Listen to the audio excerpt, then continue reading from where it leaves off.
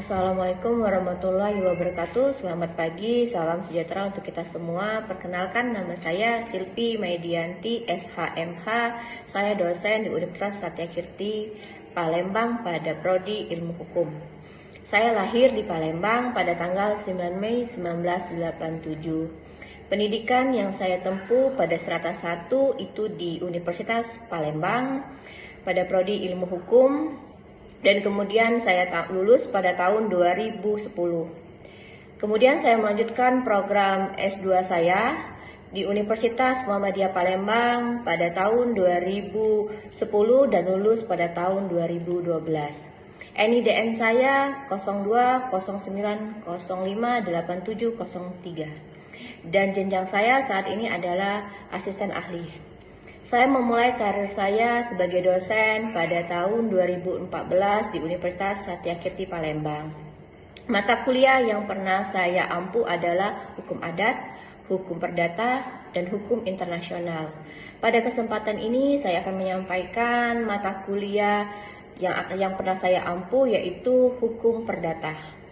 Deskripsi mata kuliah yang akan saya ajarkan pada mahasiswa ialah tentang pengantar hukum perdata, sejarah dan subjek hukum perdata, hukum orang, hukum benda, serta hukum keluarga, hak milik, badan hukum, hukum perkawinan, azas hukum perkawinan, hukum perikatan, serta hukum pembuktian dan darularsa.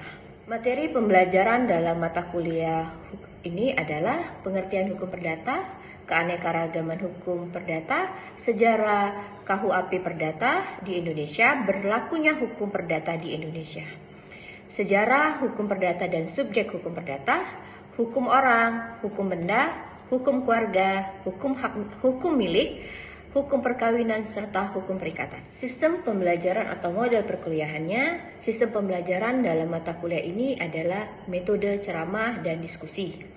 Interaksi antara dosen yang bersangkutan dengan mahasiswa, atau bisa kita katakan dua arah. Sistem penilaian ini, mata kuliah dan teknik indikatornya, yang pertama kehadiran itu 20%, tugas 10%, mid semester 30%, UAS 30%, tugas kelompok 10%. Baiklah, untuk lebih lanjutnya, mari Bapak Ibu bisa saksikan video berikut ini. Assalamualaikum. Waalaikumsalam. Selamat pagi semua. Pagi, Bu. Apa kabarnya? Baik-baik. Oke, hari ini kita akan menyambung materi yang kemarin sudah kita bahas tentang hukum perdata. Oke, selanjutnya silakan buka catatannya.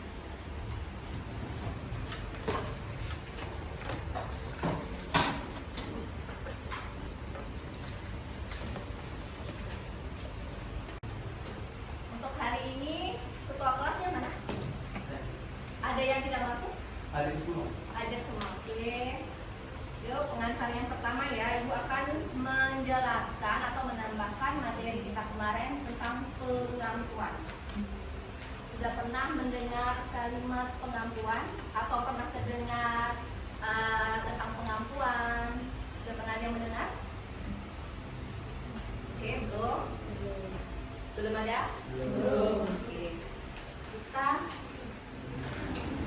Hari ini kita membahas tentang materi pengampuan.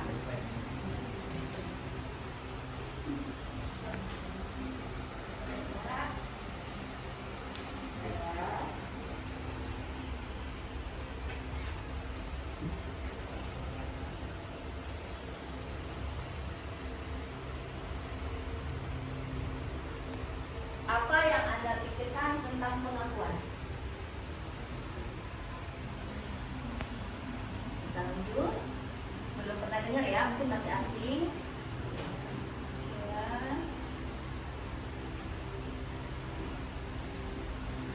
Pengampuan atau bisa kita sebut dengan kuratel. Kuratel. Bukan kuratele, ya, kuratel. Syarat pengampuan dan siapa saja yang berhak mengajukannya. Kapan dimulainya pengampuan dan bagaimana prosesnya. Kita akan membahas tentang ini ya. Apa itu pengampuan?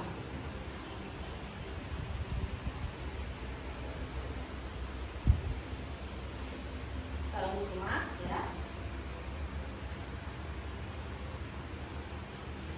Di pasal 433 BW atau biasa disebut Burglary with Book ya, yang lebih secara pengakuan. Pak, di pasal 433 BW menentukan bahwa setiap orang dewasa yang selalu berada dalam keadaan bingung, sakit otak atau mata gelap harus ditaruh di bawah pengakuan. Jika ia kadang-kadang cakap mempergunakan pikirannya, seorang dewasa boleh juga ditaruh di bawah pengakuan karena beberapa bagai alasan. Itu yang dikatakan pengakuan. Artinya apa? Dia dewasa tetapi dalam keadaannya dia bingung, sakit otak, mata gelap, dan dia tidak bisa mencapai apa itu yang menjadi perilaku orang dewasa. Itu yang dikatakan pengakuan. Yang bisa mendapatkan pengakuan lagi. Tujuan pengakuan adalah untuk mewakili subjek hukum. Artinya orang yang kita katakan tadi memang harus mendapatkan pengakuan. Ya. Jadi subjek hukum yang tidak atau belum cakap hukum dalam melakukan perbuatan hukum. Dia sudah dewasa tetapi dianggap tidak cakap, tidak mampu atas apa tadi kekurangan dia tadi. Pengakuan. Ya. Di sini ada syarat yang sudah ditentukan oleh undang-undang ya. Di pasal 433 ya, itu ada dua kategori. Yang pertama, dapat ditempatkan di bawah pengakuan adalah orang yang telah dewasa yang berada dalam keadaan keborosan atau mengobral kekayaannya. Yang kedua, wajib ditempatkan di bawah pengakuan adalah orang yang telah dewasa yang selalu dalam keadaan bingung, ya, sakit ingatan dan mata gelap. Nah, inilah kategori orang yang bisa memperoleh pengakuan. Ya.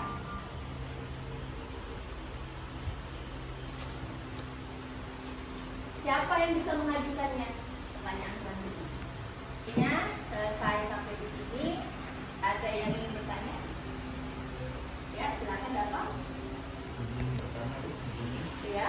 Jadi penjelasan yang Ibu jelaskan tadi, siapa saja orang yang dianggap tidak cakap dalam melakukan perbuatan hukum? Oke, siapa saja orang yang tidak cakap dalam melakukan perbuatan hukum?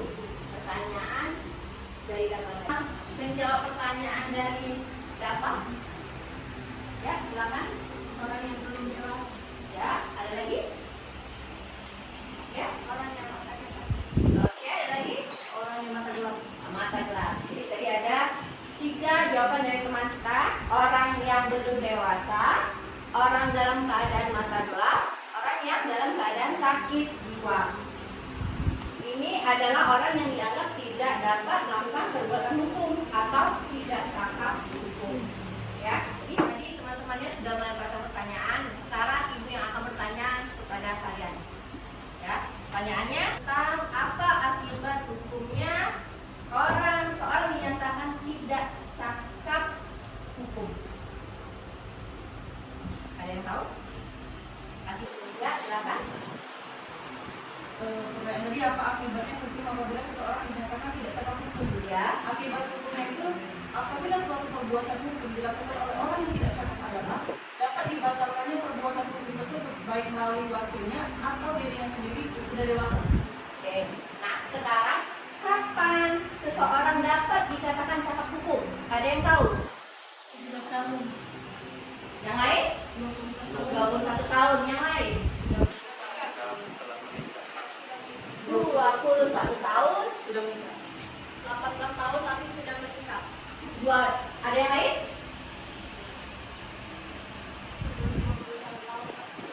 Ya, benar. Jadi oleh teman-teman kalian tadi, orang yang dikatakan cakap hukum itu orang yang sudah 21 tahun atau dalam keadaan umur 21 tahun dia sudah menikah. Ada yang mau ditanyakan lagi sampai di sini? Oke, kita akan menyimpulkan dulu materi yang sudah kita pelajari hari ini. Ada yang bisa menyimpulkan? Ya, silakan. Untuk kesimpulan pelajaran hari ini yang saya dapat tentang pengampuan atau kuratel itu adalah keadaan orang-orang yang telah dewasa disebabkan sifat-sifat pribadinya dianggap tidak cakap mengurus kepentingannya sendiri atau kepentingan orang lain yang menjadi tanggungannya. Oke, benar sekali. Nah, untuk perkuliahan kita pada hari ini kita tutup sampai di sini. Ibu tutup dengan mengucapkan hamdalah.